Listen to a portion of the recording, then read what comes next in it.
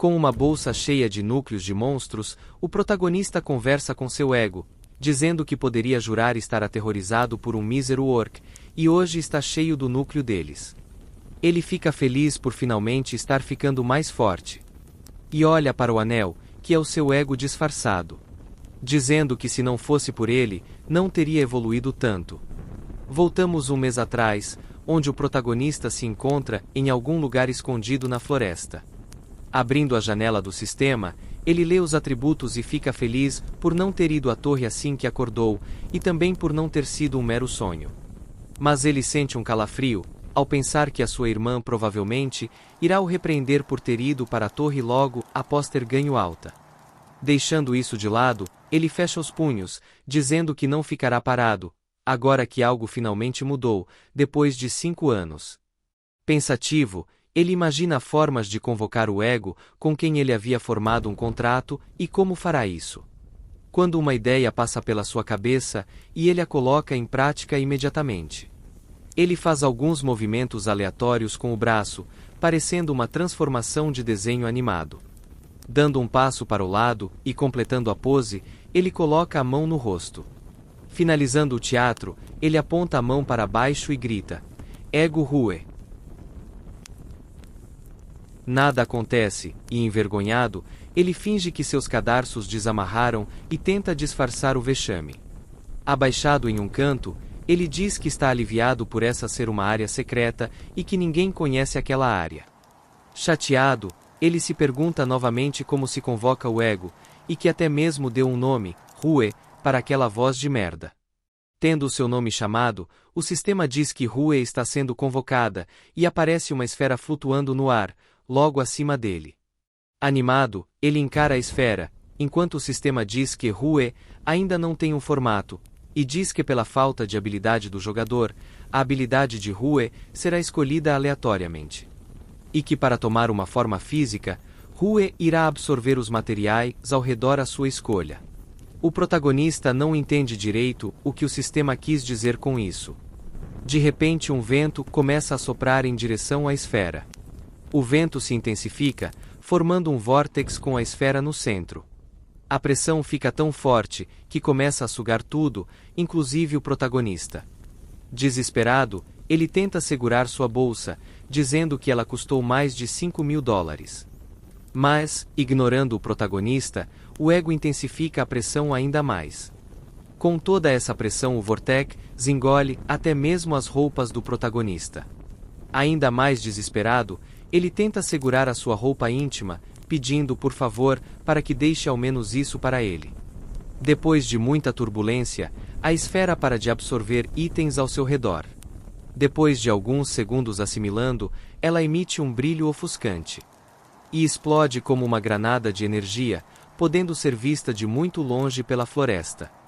Depois da explosão, o protagonista abre lentamente os olhos e olha para o local onde estava a esfera. Olhando mais atentamente, ele vê que, onde estava a esfera, agora se encontra uma espada, com um olho na guarda da espada. Vestido com um tecido que achou jogado, o protagonista pergunta se a espada é realmente o ego Rue, a quem ele tinha feito um contrato. A espada responde de maneira arrogante, dizendo que foi exatamente o que ele tinha acabado de dizer, perguntando se ele era um papagaio ou uma espada. O protagonista pergunta à espada o que é um ego, e pergunta se é parecido com uma alma. A espada responde que não é uma alma, e o protagonista pede uma explicação. A espada diz que não sabe, e manda o protagonista parar de acariciar o corpo dela, o chamando de pervertido tarado. Ele fica estressado com as respostas da espada, mas mantém a calma. Continuando com o interrogatório, ele pergunta se a espada pode se mover sozinha. Ela responde que ainda não, mas provavelmente poderá no futuro. E ele pergunta se a espada pode quebrar a conexão e mudar de mestre. A espada diz que essa é uma autoridade exclusiva do mestre, e que é impossível para um ego fazer isso. Mandando outra pergunta, ele se preocupa com a possibilidade da espada, quando puder se mover sozinha, poderá machucá-lo. A espada diz que atacá-lo é possível, entretanto é um ato de burrice, porque o ego e o mestre estão ligados, e que se o mestre morrer, o ego também irá sucumbir. Fazendo uma última pergunta, com cara de psicopata, o protagonista pergunta se a espada consegue sentir dor. A espada responde que obviamente consegue, porque egos são criaturas complexas, capazes de sentir emoções e sensações. Vendo o protagonista pegar uma pedra do chão, ele pergunta o que ele está fazendo. O protagonista levanta a pedra, alto e responde que vai ensinar boas maneiras a espada. Em outro momento, algo faz um corte profundo no tórax de um orc. O sistema diz que o ego está absorvendo o sangue dos monstros, assim obtendo experiência. Depois de ter matado o orc e ter subido de nível, o protagonista relembra como a Rui, a espada, era muito rebelde e pergunta se ela se lembra dessa época. O ego fala que tem vergonha dessa época e que só de pensar faz seu sangue ferver de raiva. O protagonista olha para a espada com uma cara ameaçadora e pergunta: "Como é, amigo?" A espada responde que era só uma brincadeira, era só uma brincadeira. O protagonista diz que então deve ter ouvido errado e falou que é o suficiente por hoje. A mochila já tá cheia, então eles podem ir para casa descansar. Depois de um tempo, o protagonista se encontra na sede dos caçadores e o gerente diz para ele não entrar em um portal por enquanto. E em dúvida, ele pergunta o porquê. Por que ele não pode entrar em um portal? E então, o gerente Tashiki responde que 4 auto-rankers morreram recentemente em um portal americano, e que muitos portais anormais estão sendo descobertos recentemente. Complementando, ele diz que, assim como o portal de Rank F, aquele que ele tinha entrado com os novatos, que era um portal de Rank F, que na verdade se mostrou um portal de Rank C, os portais estão com configurações bizarras, e isso não acontecia há mais de 23 anos, mas está acontecendo muito mais frequentemente nos últimos meses. O protagonista começa a assimilar as datas e pensa que exatamente há um mês atrás foi quando ele conheceu o ego dele, a Rui. Mas dando um gole no seu café, ele descarta isso, pensando que não pode ser. O motivo das dungeons estar totalmente aleatórias ser o motivo da Rui ter aparecido. Interrompendo a linha de raciocínio do protagonista, o Tashiki diz que ele não tá dizendo pra ele não entrar em portais pra sempre, mas ele acha que vai ser bom ele ficar um tempo fora de área, já que ele entende que ele tá animado porque ele subiu de nível depois de muito tempo, mas ele pede pra que ele seja paciente um pouco porque os momentos agora tá difícil. O protagonista diz que entende o pensamento do Tashiki, e o Tashiki diz pro protagonista tomar cuidado e ir pra casa pra descansar. E pra descontrair um pouquinho, o Tashiki chama o protagonista de assassino do tutorial, que é o novo apelido que os novatos estão dando pra ele. E ele fica meio enraivecido dizendo pra ele não chamar ele assim. Enquanto saia do prédio da associação, o protagonista pensava em algumas coisas, tipo cristais de alta pureza, itens especiais e recompensas de conclusão. São itens que só podem ser encontrados em portais, e não na torre. Pegando o seu aparelho, ele pensa que o Tashiki o aconselhou a não fazer isso, mas ele definitivamente irá aos portais, porque ele ainda está com dificuldades para pagar as parcelas do empréstimo que ele fez. Para quem não lembra, ele ainda deve aproximadamente $5.000 que a Rue devorou. Voltando ao seu celular, ele pesquisa sobre os portais disponíveis na área. Ele fala que portais anormais são extremamente incomum, e o que pode dar errado justamente no portal em que ele entrar. Então, ele toma coragem e disca para entrar em contato com o grupo de aventureiros. Em outro momento, o protagonista e o aventureiro do outro lado da chamada se encontram em um café. Eles se cumprimentam e o aventureiro se apresenta, dizendo ser o líder do grupo. O nome dele é Asongsu. O líder do esquadrão pergunta ao protagonista se essa é a primeira vez dele em um portal, e ele confirma isso. O protagonista diz que ele compensa a falta de experiência em portais com os estudos que ele fez. Aceitando a explicação, o líder apresenta um contrato a ele e diz que assim que ele ler, ele saberá sobre os direitos do portal, assim como divisão de itens e etc. Quando o protagonista assina, ele diz para encontrar o grupo na estação Guri, às 2 da tarde, no dia seguinte. E pede para o protagonista não atrasar, senão entrarão sem ele. Os portais podem ser divididos em duas grandes categorias. portais pontuais, que desaparecem assim que são concluídos, e portais perpétuos, que não desaparecem, assim, permitindo caçadas recorrentes. E por mais que portais perpétuos deem menos recompensas, se comparados a portais pontuais, eles possuem menos riscos, já que existem táticas para a conclusão e mapas disponibilizados por invasões anteriores. Dentro da masmorra, o líder diz que, agora que já verificaram os equipamentos e poções, eles devem começar a exploração. Eles andam na masmorra, que tem arquitetura antiga, parecida com ruínas, com tochas pelas paredes. O protagonista olha em volta para os membros da equipe e conclui que ali, todos devem ser desconhecidos. E imagina se todos ali presentes foram recolhidos pelo mesmo contrato. Mas olhando para trás, ele avista um arqueiro e uma mulher, que aparenta ser uma maga. E conclui que eles se conhecem, por estar conversando casualmente. O líder percebe algo e diz para a equipe parar. Ao longe, na parte escura do corredor, eles escutam barulhos de passos, de muitas criaturas. Alarmados com a presença e aproximação repentina, o líder diz para se prepararem para a luta. Uma horda gigante de monstros, parecidos com zumbis, avança na direção da equipe. O líder dá a ordem para que o tanque avance e pare o avanço da horda. Imediatamente, o tanque dispara como uma bala e atropela alguns zumbis, assim parando o avanço da horda. Logo após, o líder dá a ordem para que os causadores de dano avancem também. O líder também decide entrar em ação e prepara uma flecha imbuída em energia. O líder dispara e acerta um zumbi em cheio na cabeça, antes mesmo dos causadores de dano corpo a corpo chegarem no combate.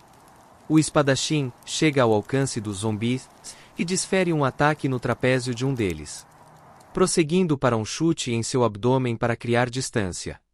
Espantado com a dureza dos zumbis, o espadachim reclama da resistência dos mesmos. Como uma flecha, alguém passa pelo espadachim. Vemos que foi o protagonista que avançou contra a horda de zumbis, e como se fosse uma brincadeira de criança, ele faz com que partes dos zumbis voem pela masmorra.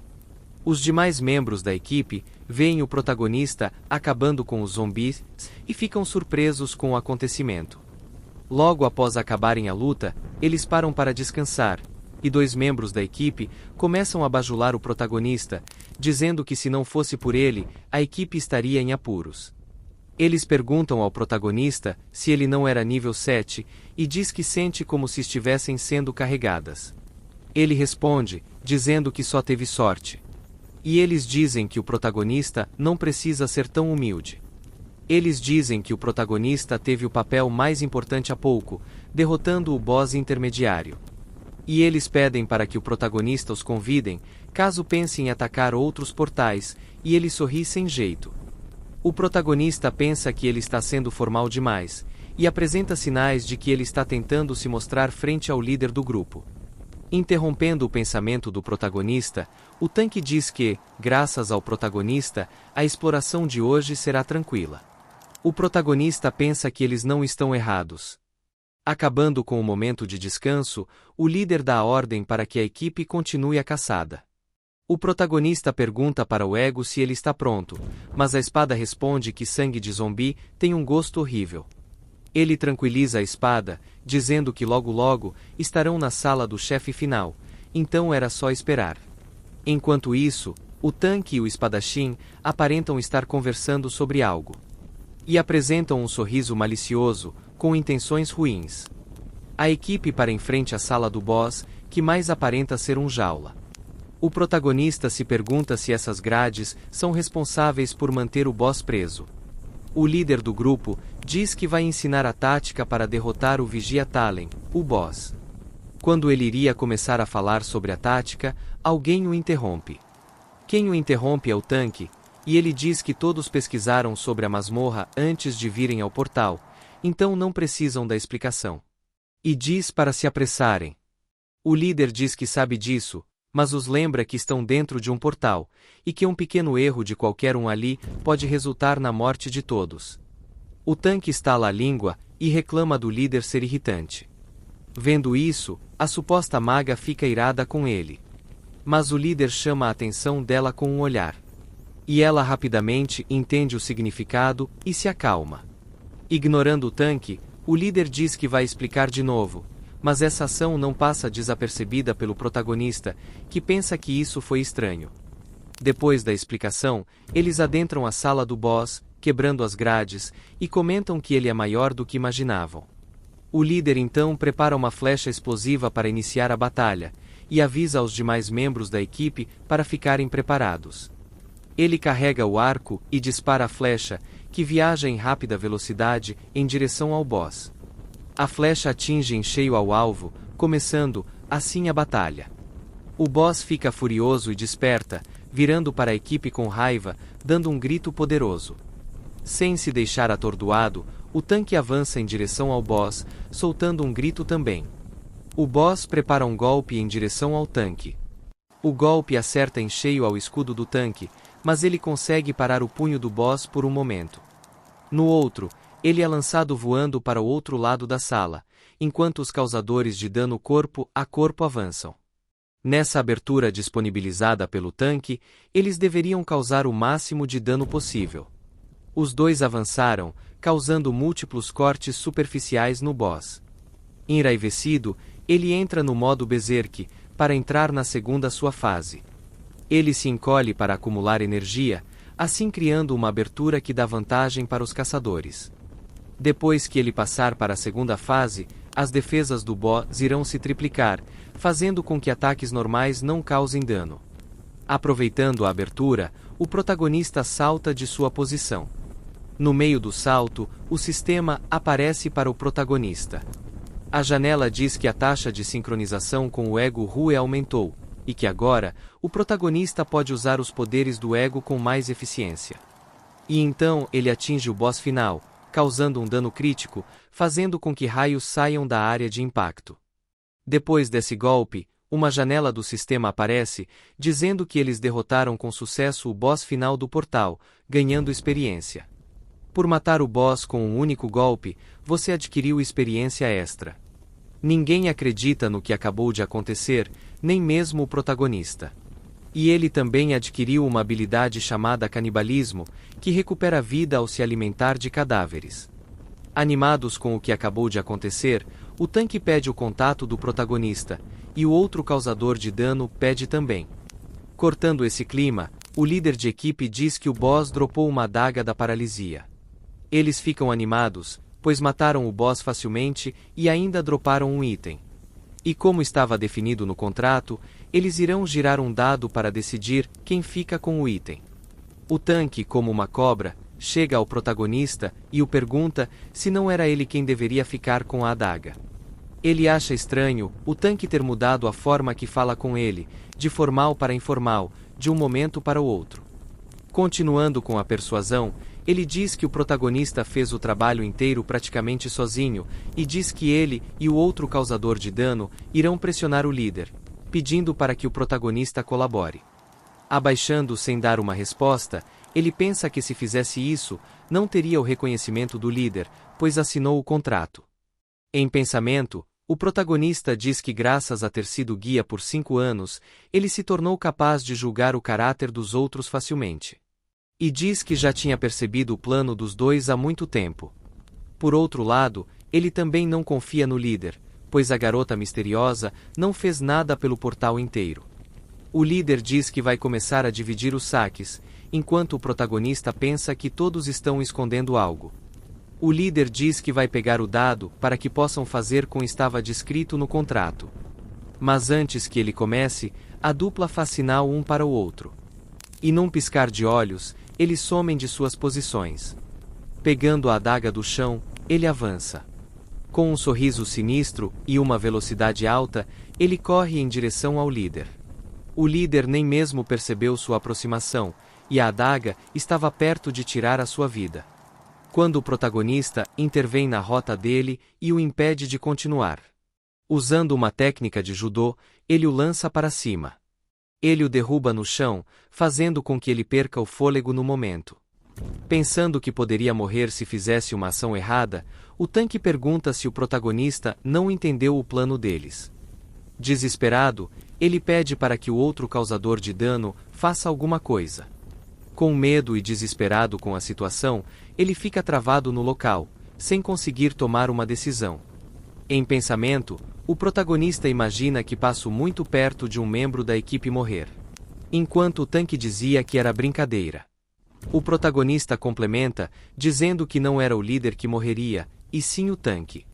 Porque a assassina que andava com o líder estava preparada para atacar, e o protagonista nem sequer a viu sacar a adaga. O protagonista fica com medo, pois pensava que ela era uma maga. Ele diz que o mesmo vale para o líder da equipe, pois mesmo quase sendo morto, ele nem mesmo piscou. Ao invés disso, ele encarou diretamente a adaga, como se não houvesse com que se preocupar. O protagonista pergunta quem diabos são eles dois. E o líder de equipe faz a mesma pergunta ao protagonista. Tentando fugir da pergunta, ele pergunta o que vão fazer com os dois que tentaram armar a emboscada. O outro causador de dano diz que só fez isso porque o tanque prometeu que daria dinheiro caso o ajudasse. E que não tinha ideia que ele pretendia matar outra pessoa. O líder pergunta por que ele decidiria o que fazer com os traidores, e o protagonista responde que ele era o alvo deles. Depois de pensar um pouco, ele chama a assassina, que entende na hora. Ela se prepara, acumulando energia. Surpreendendo o protagonista. Ela avança instantaneamente em direção ao cúmplice com uma áurea assassina. E desfere um golpe em sua nuca, assim o nocauteando. Vendo esse acontecimento, o protagonista pensa que ela é realmente perigosa. Seguindo o exemplo, o protagonista desfere um golpe, nocauteando o outro traidor. Com a ameaça neutralizada, ele se levanta. Pensando se isso realmente funcionou. O protagonista diz que vai ficar com a adaga, dizendo que é o mínimo por salvar a vida do líder. O líder pergunta se não é um exagero. O protagonista diz que acha que esse item não tem nenhuma importância para ele, e diz o nome verdadeiro dele, deixando-o surpreso. O protagonista percebe a surpresa dele. O líder pergunta se ele sabe quem ele é. O protagonista responde que com uma guarda-costas como ela, ele não é um Zé Ninguém. Porém deixa claro que ele não tem nenhum interesse nos dois. E que não tem intenção de investigar sobre eles. Ele complementa dizendo que deixará os dois desmaiados para eles, dizendo que vai caçar mais um pouco antes de ir embora. A espada diz que a assassina é extremamente perigosa. O protagonista diz que sabe disso, por isso ele só conversou com eles. O ego desconfia, e diz que mesmo sabendo o quanto são perigosos, deixou a limpeza para ele, se ainda pegou a adaga.